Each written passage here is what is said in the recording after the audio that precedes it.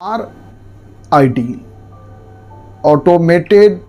Permanent academic account registry Bharat सरकार ने जो नई राष्ट्रीय शिक्षा नीति 2020 लाया उसी के अंतर्गत जो है ये अपार ID one nation one student के रूप में ये 12 अंक का एक आईडी कार्ड है स्टूडेंट्स के लिए, छात्रों के लिए, जिसे हम अपार आईडी नाम दिया गया है, automated permanent academic account registry. इसका उद्देश्य यह है कि छात्रों की जो शैक्षणिक जो एकेडमिक इंफॉर्मेशन है और उनकी उपलब्धियां, अचीवमेंट को संचित करना और साथ में उसे संग्रहित भी करना है। यह जो अपार आईडी है ये आधार कार्ड से जुड़ी होती है और संबंधित डिजी लॉकर में संग्रहित हो जाता है।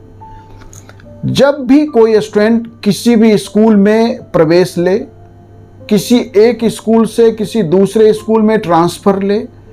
उसने कोई एग्जाम दिया, नौकरी के लिए कोई आवेदन किया, तो मतलब छात्रों के संबंध में सभी प्रकार के जो डाटा हैं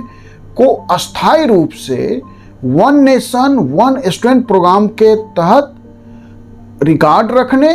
और सत्यापित करने, अटेस्टेड करने का भी यह माध्यम होगा कि जब इसके डिजी लॉकर में यह डाटा होगा तो कभी भी किसी भी छात्र के किसी भी डाटा को यदि सत्यापित करना है, चेक करना है, तो वह आसान हो जाएगा। लेकिन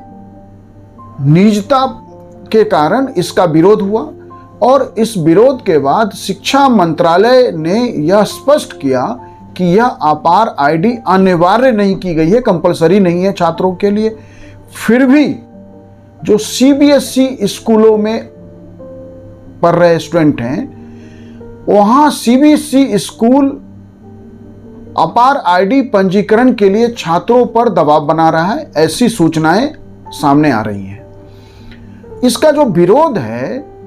कि जो मजबूत सुरक्षा उपायों के बिना एप्लीकेशन प्रोग्रामिंग इंटरफेस एपीआई और डाटा शेयरिंग चैनल होने से बच्चों का डाटा किसी तीसरे पक्ष के पास जा सकता है और बच्चे देश का भविष्य हैं और किसी भी बच्चे का पूरा एकेडमिक कैरियर, उसका नौकरी के लिए अपने कैरियर में किया गया आवेदन में इतनी सारी जानकारी होती है जिन जानकारियों का इस्तेमाल किसी अन्य उद्देश्य के लिए किया जा सकता है और डाटा प्रोटेक्शन पूरी तरह सिक्योर नहीं है। इसलिए देखिए कि आधार कार्ड को भी जब कंपलसरी करने की सरकार ने कोशिश की तो उसका विरोध हुआ और फिर सरकार ने इसे मनी बिल के रूप में लेके आई। इसलिए आधार कार्ड कंपलसरी नहीं है लेकिन इनडायरेक्टली कंपलसरी हो गया, वो एक अलग विषय है। तो लेकिन बिना सवाल यह है कि क्या कानून के बिना बच्चों का, छात्रों का डाटा संग्रह करना कॉन्स्टिट्यूशनल है? कोई भी नियम, कोई भी फैसला, किसी भी तरह का नया एफर्ट यदि आप कर रहे हैं, जो कंपलसरी कर रहे हैं, तो इसका अर्थ है कि वह संवैधानिक होना चाहिए और जब संवैधानिक करने के लिए कानून चाहिए तो अपार आईडी के को छात्रों के लिए कंपलसरी करने का कोई कानून देश में लाया नहीं गया। तो फिर यह डाटा संग्रह करना क्या असंवैधानिक नहीं है? यह सवाल उठ रहा है। तो जो digital personal data protection act है 2023 की धारा 9 का सब प्रोविजन नंबर 3 भी यह स्पष्ट रूप से कह रहा है कि बच्चों की ट्रैकिंग या उसकी व्यवहार संबंधी निगरानी को यह प्रतिबंधित करता है। तो डिजिटल प्रोटेक्शन एक्ट 2023 भी स्पष्ट रूप से बच्चों की ट्रैकिंग या उसके व्यवहार संबंधित निगरानी को जब प्रतिबंधित कर रहा है तो इसका अर्थ है कि किसी भी बच्चे का डाटा कानून के बिना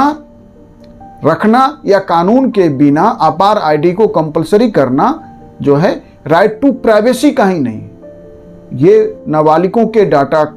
जो है इसका दुरुपयोग हो सकता है या ऐसे हाथों में जा सकता है जिसका इस्तेमाल गलत तरीके से हो सकता है, उस बच्चे का जीवन प्रभावित हो सकता है और कितने तरह से इन डाटा का इस्तेमाल किया जा सकता है, इसकी संभावना तो असीमित है। तो ऐसे में जो यह सवाल है कि क्या अपार ID automated permanent account registry compulsory होनी चाहिए, तो इस पे मेरा अपना व्यक्तिगत विचार है कि देखिए वन नेशन वन स्टूडेंट के रूप में यह ठीक भी लगता है, क्योंकि छात्रों की डाटा जो है कई बार जो है मिसिंग हो जाता है स्टूडेंट का अपना एकेडमिक रिकॉर्ड, तो ऐसे में जो है यह सारा सिक्योर्ड होगा। लेकिन प्राइवेसी के कारण और कानून न होने के कारण ऐसा करना ठीक नहीं है। इसलिए सरकार यदि चाहती है कि one nation one student program के तहत अपार आईडी को कंपलसरी किया जाए तो इसके लिए कानून लाना चाहिए और कानून लाके संसद में जो जहां जनता के ही प्रतिनिधि बैठे उन्हें इस बात के लिए कन्विंस करे सरकार कि क्यों one nation one student program जो है छात्रों के लिए उनके फायदे का रहेगा, उनके हित में रहेगा और उनका डाटा डिजी लॉकर में रहेगा, तो कभी भी उस डाटा को वेरीफाई करना, सत्यापित करना आसान रहेगा। लेकिन कानून के बिना ऐसा करना ठीक नहीं रहेगा, ये मेरा मानना है। Thank you.